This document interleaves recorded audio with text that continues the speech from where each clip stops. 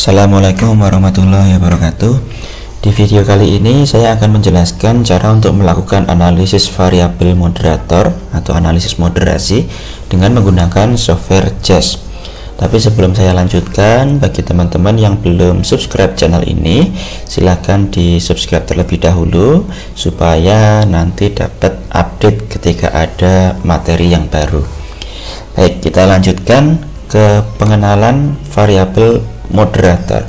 Jadi variabel moderator itu adalah variabel yang bisa merupakan bentuknya kualitatif, misalkan jenis kelamin, suku gitu ya, atau bentuknya juga bisa kuantitatif, misalkan skor depresi, skor kecemasan, dan lain sebagainya, yang variabel tersebut dapat mempengaruhi arah atau kuat lemahnya hubungan antara variabel independen dengan variabel dependen.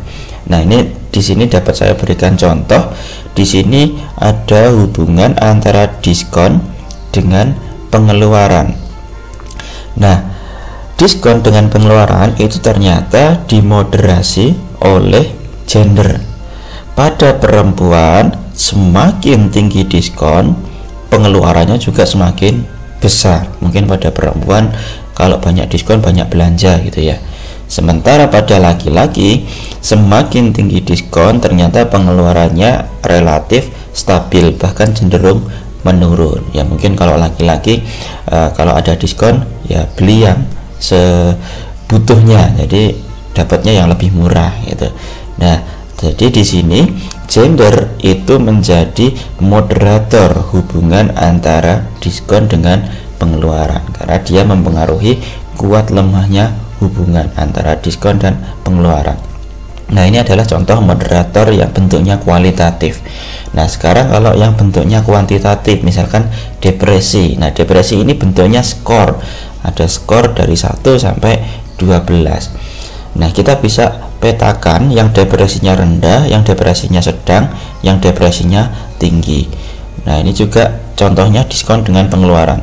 Kalau orang itu memiliki depresi rendah, semakin besar diskon ternyata pengeluarannya relatif stabil. Kalau depresinya sedang, semakin besar diskon pengeluarannya relatif semakin tinggi, tapi garisnya tidak terlalu curam. Tapi kalau yang depresinya tinggi, semakin besar diskon pengeluarannya juga semakin besar dan garisnya sangat curam. Nah, jadi seperti itu. Nah, di sini dapat kita simpulkan bahwa depresi juga menjadi moderator hubungan antara diskon dengan pengeluaran. Gitu. Nah, baik. Jenis moderator sendiri ada bermacam-macam. Nah, kalau yang disebut pure moderator itu adalah ada interaksi antara X dengan Z atau antara variabel prediktor dengan moderator, dan moderator tersebut tidak memiliki hubungan dengan variabel kriteria. Nah, itu disebut pure moderator. Nah, analisis moderator ada berbagai macam tergantung dari jenis data kita. Kalau jenis data kita keduanya adalah variabel independen dan moderator itu adalah kategori, kita bisa menggunakan two-way ANOVA. Jadi misalkan tadi moderatornya jenis kelamin, tapi variabel independennya misalkan suku itu, dan dua-duanya sama-sama kategori. Jadi kita pakainya two-way ANOVA. Nah, kalau variabel independennya continue, sementara moderatornya itu kategori, seperti contoh tadi, kita bisa menggunakan korelasi multigroup. Jadi dianalisis pada tiap kelompok. Di laki-laki dianalisis sendiri, pada perempuan dianalisis sendiri. Nah, ada juga cara yang ketiga, yaitu dengan moderated regression analysis. Nah, ini bisa digunakan jika variabel independennya continue ataupun kategori. Variabel independennya continue, sedangkan moderatornya bisa continue ataupun kategori.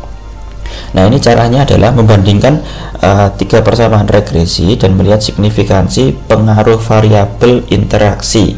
Nah, variabel interaksi itu adalah perkalian antara independen dengan moderator. Nah, jika variabel interaksi ini signifikan, maka ada efek moderasi. Nah, baik, kita langsung ke contoh saja. Nah, saya sudah siapkan datanya di sini. Nah, saya akan menganalisis apakah penampilan di sini ini menjadi moderator hubungan antara pelayanan dengan kepuasan. Nah, biasanya titik startnya kenapa kita menetapkan dia ini sebagai moderator itu biasanya ada ketidakkonsistenan hubungan antara pelayanan dengan kepuasan. Misalkan di suatu temuan pelayanan ini berhubungan atau berkorelasi dengan kepuasan, sementara di temuan yang lain pelayanan tidak mempengaruhi kepuasan. Nah, barangkali ada variabel lain yang berpengaruh terhadap kuat lemahnya hubungan pelayanan dan kepuasan tersebut. Salah satunya kita asumsikan di sini adalah penampilan. Nah, maka penampilan kita jadikan variabel moderator. Nah, karena ini penampilan variabelnya bentuknya kontinu, kita lakukan analisis MRA, Moderated Regression Analysis. Nah, untuk melakukan analisis tersebut kita bisa mudah sekali kalau menggunakan JASP. Kita tinggal menggunakan menu regresi. Di sini regression, linear regression. Kemudian kita masukkan kepuasan di dependent, pelayanan di covariate. Nah, ini model awal kalau kita belum memasukkan penampilan sebagai moderator. Ternyata pelayanan sendiri kalau di sini berpengaruh ya terhadap kepuasan. Di sini signifikansinya kurang dari 0,001 signifikan dan R-square-nya 0,15%. Nah, sekarang kalau kita masukkan penampilan sebagai moderator bagaimana? Kita masukkan di persamaan ini. Penampilan sudah masuk di sini. Ternyata penampilan sendiri dia P-nya tidak signifikan ya. Nah, tapi apakah penampilan ini berperan sebagai moderator? Nah, untuk melihat apakah dia berperan sebagai moderator, kita harus membuat variabel interaksinya. Untuk membuat interaksi, klik di sini model. Kemudian ini kita blok dua-duanya, ditekan kontrol. Kemudian dimasukkan ke kanan. Nah, untuk mengecek apakah ada efek interaksi, itu kita lihat signifikansi yang di sini, pelayanan kali penampilan. Nah, ternyata di sini P-nya 0,00, artinya dia signifikan. Nah, kalau dia signifikan berarti ada interaksi antara pelayanan dengan penampilan.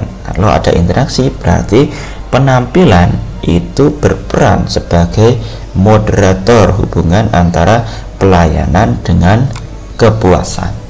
Nah, sampai di sini kita sudah dapat satu kesimpulan bahwa penampilan itu adalah moderator. Nah, kemudian untuk membuat semuanya menjadi lebih jelas, kita bisa juga menampilkan secara visual. Untuk menampilkan secara visual, klik di sini visual modeling, kita pilih yang linear modeling.